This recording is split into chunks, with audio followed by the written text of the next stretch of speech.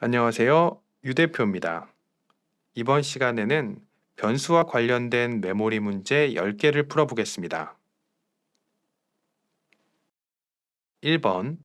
메인 메모리에 대한 일반적인 설명으로 옳지 않은 것을 고르는 문제네요. 메인 메모리는 CPU가 사용하는 저장 장치인가요? 네, 맞죠.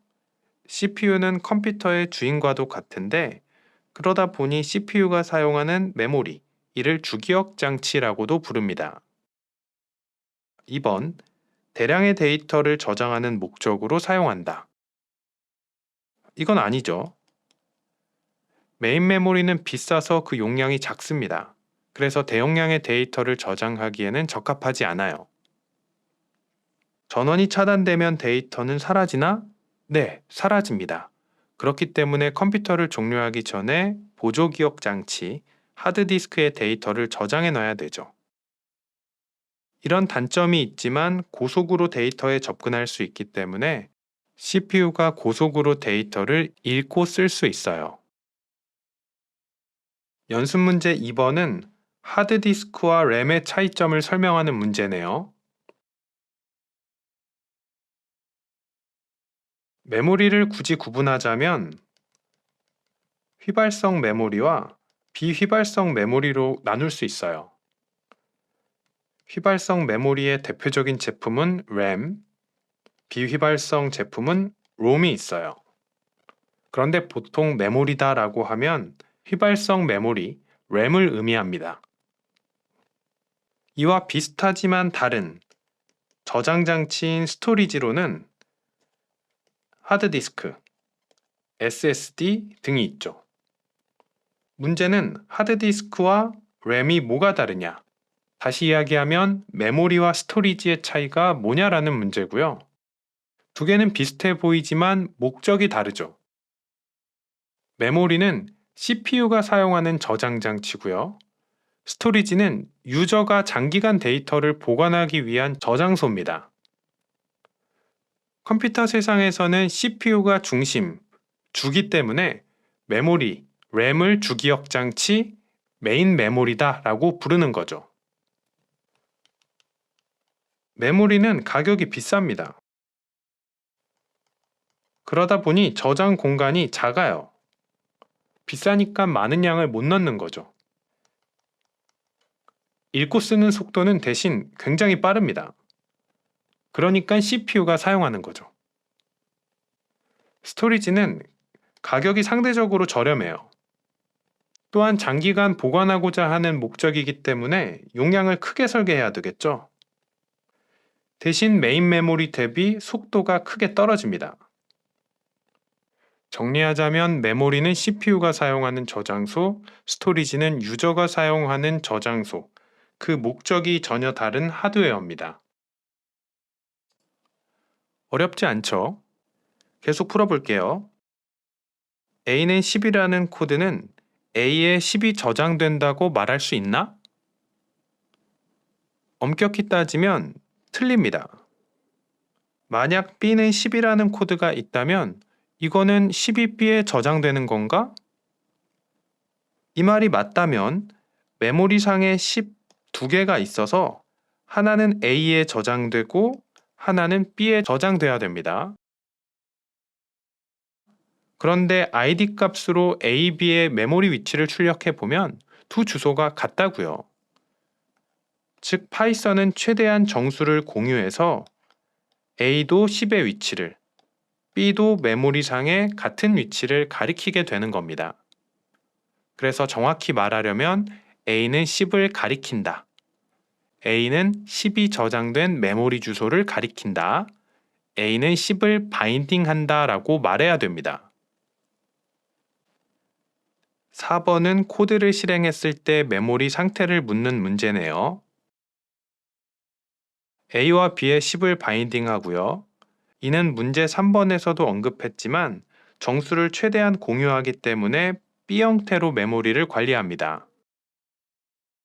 과거 버전의 파이썬에서는 100보다 작은 정수만 공유를 했었는데 최신 파이썬에서는 훨씬 큰 숫자, 최대한 공유하기 때문에 만이라던가 10만, 100만, 1000만을 사용하더라도 메모리를 공유하는 형태가 됩니다. 문제 5번도 메모리의 상태를 그려보는 문제네요. 5번은 4번과 같은 구조입니다. A는 3이라고 썼지만 엄격히 따지면 인트 객체 하나 만들고 인트 객체를 또 하나 만드는 거죠. 사용자가 정의한 클래스 객체를 2개 만들고 있는데 이때는 메모리에 어떻게 관리될까? 일관성 있다면 B처럼 돼야 될 거고 그렇지 않다면 다른 이유가 있다면 A일 건데 정답은 A입니다. 기본적으로 독립된 메모리 영역에 배치를 하는데 특별히 정수는 많이 사용하기 때문에 int 클래스를 명시하지 않아도 되는 거고 최대한 메모리를 공유하는 특별한 형태인 겁니다. 6번도 메모리 상태를 그리는 문제네요. 파이썬 인터프리터는 위에서 아래 방향으로 코드를 실행할 거고요. 등호가 있으면 우변부터 해석을 할 거고 10이라는 값이 처음 사용됐네. 메모리상에 10을 배치하고 이를 A가 가리킵니다. 다음 라인의 코드를 실행하게 되면 우변에 있는 10을 메모리상에 올리려고 하는데 기존에 사용되던 게 있기 때문에 이 친구를 B가 가리키게 되고요. 세 번째 코드를 실행하게 되면 우변부터 실행을 할 거고 A가 가리키는 값 10이네. B가 가리키는 값 10이야. 2. 메모리에 없네. 올리고요. 그 다음에 덧셈 연산을 CPU에게 부탁합니다. CPU는 메모리에 저장된 데이터를 읽어다가 10, 12를 더해서 22를 만들어내고 이를 메모리 어딘가에 저장해 주는 겁니다. CPU의 연산이 끝나게 되면 이를 B가 가리키게 되니까 기존에 있던 B는 연결이 해제되고 22를 B가 가리키게 되는 거죠. 7번 풀어볼게요. 첫 번째 코드를 실행하게 되면 메모리 어딘가에 5가 저장이 될 거고 이를 A가 바인딩하네요.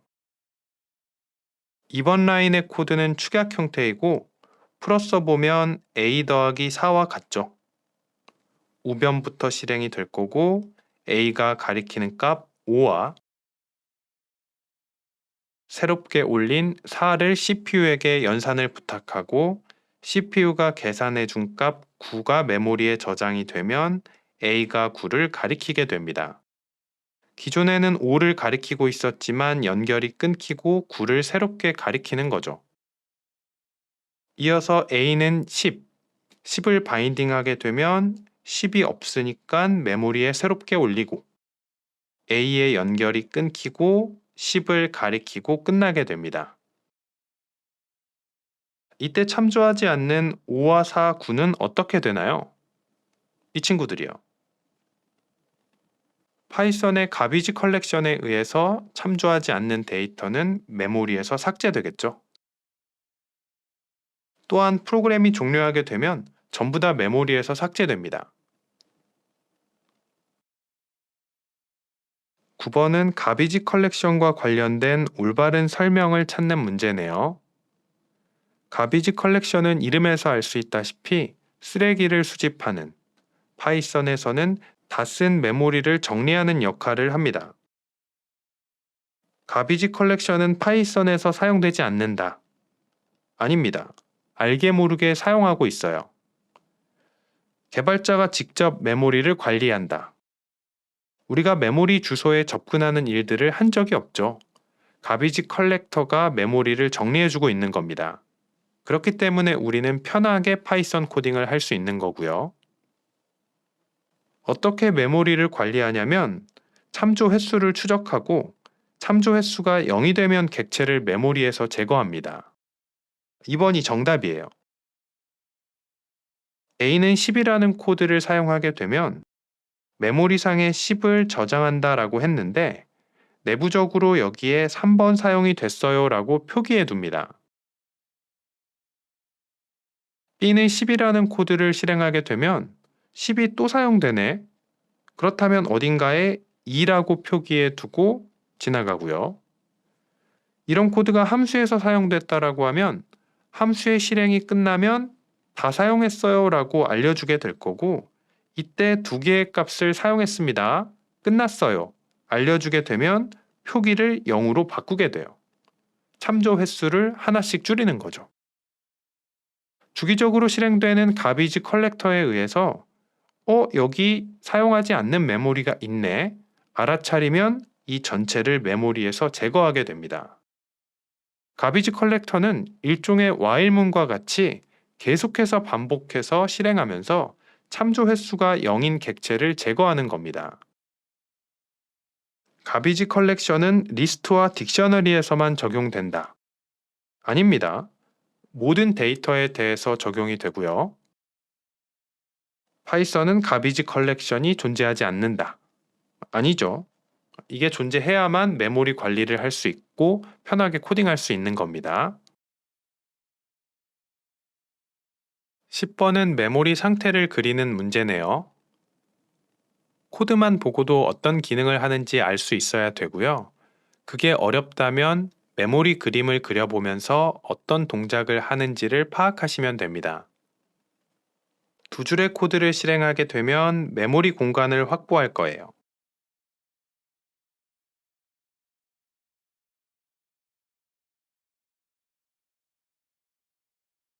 다음 코드를 실행하게 되면 우변부터 해석해서 A가 가리키는 것을 B가 가리키게 하라, 바인딩 하라 라는 뜻이 되네요.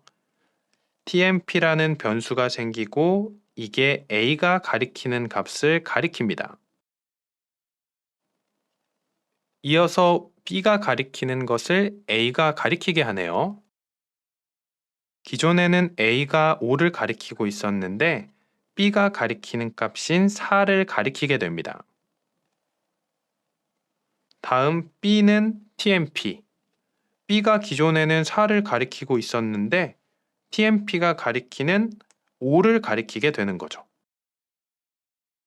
그리고 나서 A가 가리키는 것, B가 가리키는 것을 출력하게 되면 A가 가리키는 건 4네, B가 가리키는 건 이제 5네. 그래서 화면에 4, 5가 출력됩니다. 프로그램이 시작될 때는 A가 5, B가 4였는데 끝날 때는 A가 4, B가 5를 가리키게 되는 거죠.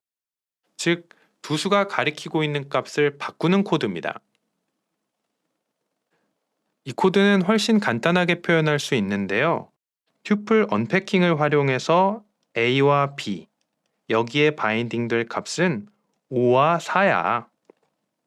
엄격히 따지면 튜플의 언패킹이라서 튜플에 들어있는 5와 4를 A와 B에 바인딩해.